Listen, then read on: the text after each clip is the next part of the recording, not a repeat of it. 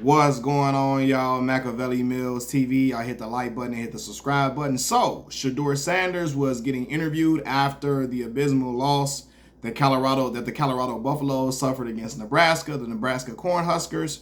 And I guess they were asking, about asking Shedeur about, I guess, the lack of offense or something like that. How the offense was stagnant, they couldn't establish the run game, and all this and all of that.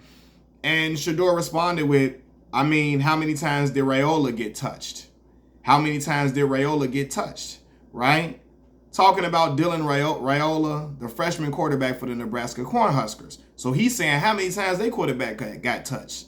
As to say, my offensive line is letting me get thrashed out here. Like they basically calling out his offensive line. My offensive line, I'm getting touched like crazy. I'm running for my life, so you see the difference. That's kind of what you can infer he was getting at with saying that. How many times did Raiola get touched compared to him? And so a lot of people see this and like, yo, this is not good. Two things could be true. Shedeur is telling the truth. His offensive line played putrid. They were horrible. Like they were not good by any stretch of the imagination. Shedeur was on suicide. I shouldn't say that word. He was on that watch, because I don't want to get demonetized. Yeah, he was running for his life. Running for his life out there, getting slaughtered at times. And really every time he snapped the ball, when the ball was snapped, when he dropped back, the front four was in his face, in his grill. So I do believe that the offensive line has got to be better. And I know it can be frustrating when your offensive line is not performing and you can't play to your best ability and your team's overall strength. This team's strength is their passing game, without question. They have a non-existent running game. Shedeur Sanders and Travis Hunter are by far the best players on this team, followed by Jimmy Horn Jr., right? And outside of that, that's their hope to win, is to gunsling and to score and have shootouts. Not literal shootouts, but you know what I mean. Quarterback shootouts with other teams to win. And it's frustrating when you can't, get enough time to throw for the amount of yardage that is necessary for your team to compete. So I get it. I get that you're mad and you ticked off that, your offensive line is not protecting you in a way, all of that. But at the same time, that's not good. That's not good leadership. It's not.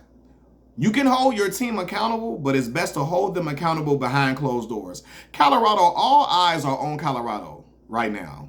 So when Shedeur throw them under the bus like that, they hear that. And again, it's already bad enough that everybody see that they playing bad. But to have your starting quarterback basically say how many times he got touched compared to me, it could be demoralizing for you. And unfortunately, it could cause the offensive line to let him get drilled a few times on purpose because of, him embarrassing them and calling them out in such a public forum. Because Colorado, although the team is not very good this year as far as talent goes, because Deion Sanders is the coach, because they have two of the best players in the country, Shedeur Sanders and Travis Hunter, all eyes are on them. And people are listening for whatever is being said out of the mouths of Coach Prime, Shedeur Sanders, and Travis Hunter. Anything that comes out of their mouth, people are paying attention to it. Anything that comes out of the Colorado Buffaloes locker room, people are paying attention. People are paying close attention to it. And so I believe that's not the conversation to have, or it's not the thing to say in public. I believe you could say man, listen, yes, we had some lapses, but we will play better. All of us going to play better collectively. I'm going to do a better job as a quarterback. Offensive line going to do a better job. All of us, the whole offense, we all going to do a better job in order to propel ourselves to victory going forth.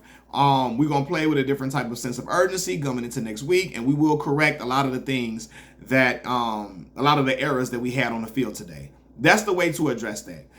Don't compare how many times the other quarterback got touched compared to you.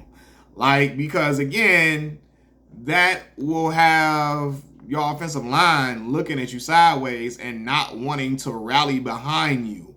I think it's a way to galvanize your bunch. It's a way to uplift your line, in public. You know what I mean? Don't trash them in public. But when we get behind closed doors, y'all have y'all meetings. You say what you got to say. Hold them accountable. Tell them they got to be better. Tell them in order for them to win, they have to be better and do a better job of protecting them. and protecting him to allow him time to throw. Yes, you can do all of that. You can tell him what needs to be said. You can tell it to him and in a way that, again, it gets right through to them behind closed doors, but not in public, right? And furthermore, I know it can be frustrating when you getting drilled and, you don't have time to air it out like you want to. But again, you really can't. I mean, you can blame the offensive line for sure, right? Because they're not playing well, but don't do it in public. And you can be mad at your father as well. I want to add that too to Shedeur's comments, because your father brought these players in. Your father chose not to recruit traditionally. He chose not to go the Nick Saban route and sit on people's couches and talk to people's mamas and fathers and grandmamas and granddaddies. He chose not to sit in there in them living rooms and get them young boys coming out of high school and them boys that's big and stout and strong and 5-star, 4-star recruits. He went and got a lot of his players out of the transfer portal, and it's come to our knowledge that these guys were transferring for a reason, because they weren't that good in the first place, okay? And so a lot of the blame can be placed on his father for going and getting these guys and not taking the traditional recruiting route.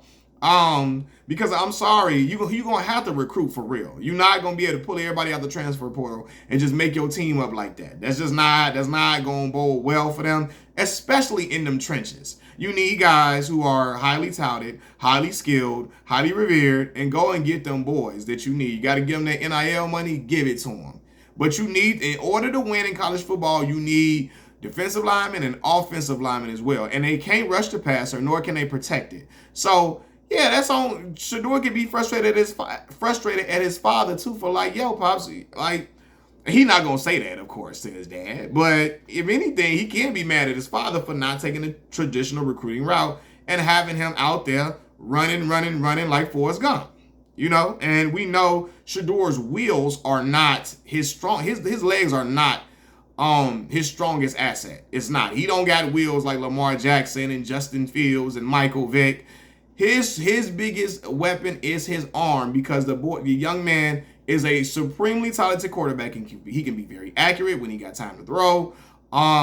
We've seen him in 2-minute situations. We've seen him do some outstanding things and make some passes that only certain guys can make, and make passes in tight windows to where only Travis Hunter, Jimmy Horn, or whatever other receiver, Xavier Weaver from last year, whatever other receiver can get it. So he's a special talent, man. But I believe it's not what you do, it's also what you do and how you do it too. You can hold them accountable. Do it behind closed doors. Don't do it in public with the media. It's a firestorm around your team.